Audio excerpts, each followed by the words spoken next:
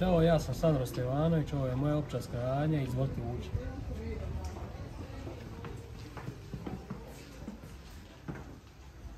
Sandro, ispričaj nam nešto više o sebi. Gdje si rođen? Kad si rođen? Ja sam rođen u Švajcarskoj, živim u Brčku, potočno BB. Kada si počeo se baviš ovim obućarskim zanatom? 2013. godine počeo sam se baviti, ovo je fin posao, ovo je moj kolega. Ćao!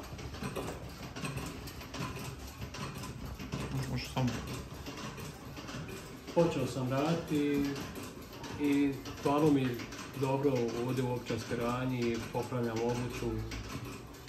Koliko danas ljudi uopšte popravljaju stvari, generalno, šta ti misliš? Pa jedno 70-80% popravljaju stvari, sve jeftina obuća i kupuje se, ali se i dalje popravlja obuća i ljudi su zadovoljni, mušterije i tako. Kakav je osjećaj kad ti nekoj staroj, propaloj stvari, vratiš taj novi sjaj, jer se osjećaš nekad kao neki čarobnjak? Jeste, osjećam se kad popravljam obuće i kad je zadovoljna mušterija i produžio sam vijek trajanja obuće. Možeš nam pokazati tu patiku? Evo, ovo je patika je bila na popravku, lepljenje, zalijepljeno i vratio sam je u život, opet da se nosi. Kako se to obući vraća stari sjaj?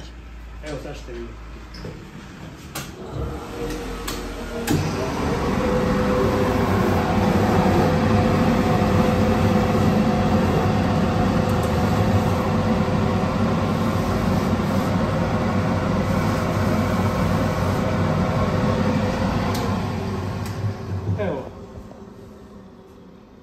Sandro, što je potrebno da bi se čovjek bavio obućarskim zanatom? Koju tu školu treba završiti? Trenutno škole nema za obućare, ali treba iskustvo i od starih kolega se nauči posao obućarski.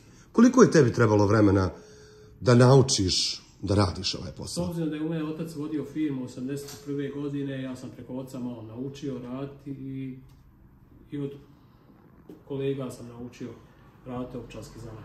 Jel se uvuče to u kožu?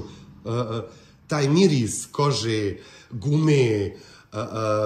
Pa normalno da se uvuče miris kože i navikne čovjek nekako. navikne se čovjek na to.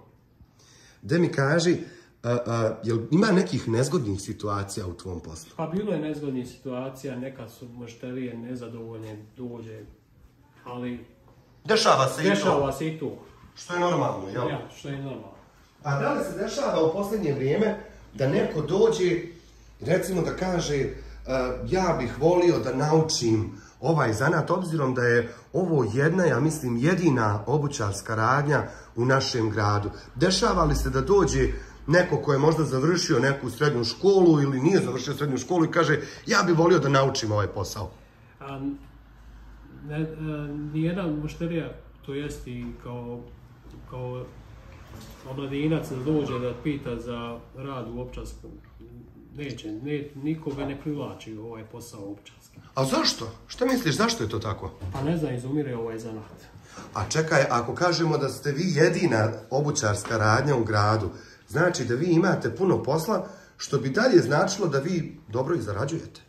Pa dobro, normalno se živi, sve imamo u životu i tako. Jel se može lijepo živjeti od obućarskog zanata? Pa može se lijepo živjeti. Moj otac je otvorio 81. godine u Brčkom. Uvezao prve mašine, niko nije imao mašinu u Brčkom. I potpece su bile za 5-10 minuta da se poprave. To je ekspres obućar bio. Da. A da li se drži taj trend? Drži se taj trend. Ja. Da li se dešavalo da vam dođe, recimo, klijent, mušterija, kako već da nazovemo, pa da kaže da ima neku želju da mu se nešto napravi, recimo, ne znam, poseban neki kaiš na torbi, jer ja vidim da vi ne radite samo sa obućom, vi radite sa kožom, tu su kaiševi, torbe. Da li vi možete izraditi neki predmet od kože? Pa radili smo fotrole za pištolj. Dobro. Moj otac radio, pa je odustao kasnije. Radili smo torbice malo, za muške torbice. Da. Ručno, naruknice za satove, pa smo i to radili, pa smo prestali. A zašto? Pa zato što... Jel se ne traže te unikatne stvari? Ne traži se to. mušterije samo popravljaju obuću. Popravljaju obuću. Ja, slabo se to traži. Koliko u prosjeku, evo, ti i tvoj kolega, koliko u prosjeku danas popravite pari obuće ili komada? Zavisi od dana. Zna se popraviti 10-15 pari, zna 5 pari. Da. Zavisi od dana.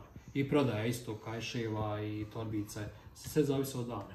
Kada odeš u neke druge gradove, obilaziš obućarske radnje, gledaš li kako funkcionišu ti drugi ljudi u recimo nekim većim gradovima? Pa obilazim obućarske radnje, ali oni rade isto dobro ali nisu sređeni obućarske radnje, to je problem. I to sam primijetio, vaša je vrlo uredna. Obično zanatske radnje budu malo prljavi zidovi, ona neka radna atmosfera, mislim i kod vas se ovdje radi, ali je sve prilično čisto i uredno. Ko je zadužen za higijenu u ovoj prostoriji? Pa ja i kolega Vlado. Da. Zaduženi smo za čistoći i tako. Jel se to dopada mušterijama? Pa dopada se. Drugi je... Drugačije ljudi reaguju na prostoriju i tako onda. I svi su zadovoljni mušterije. Kaži mi, koliko traje tvoj radni dan, koliko ti imaš vremena da se baviš nekim drugim stvarima? Svaki radni dan od 8 do 5 radimo, a nedelja odmor. Nedeljom se odmara? Pa jeste. Imaš li neki hobi, Sandro?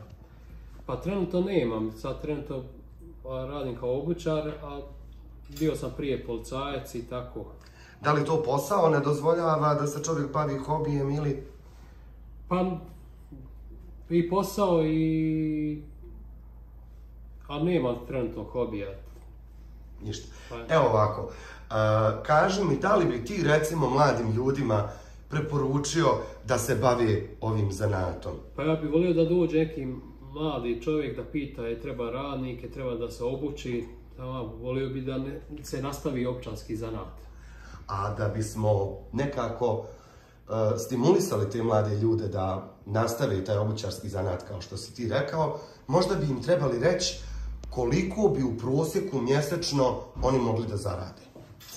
Pa imalo bi solidnu platu. Nećemo pričati o nekim ciframa, jel? Ja, ne. Solidnu platu bi imao. Da, znači nešto od popravke, nešto od prodaje, od trgovine. Zavisi od procenta.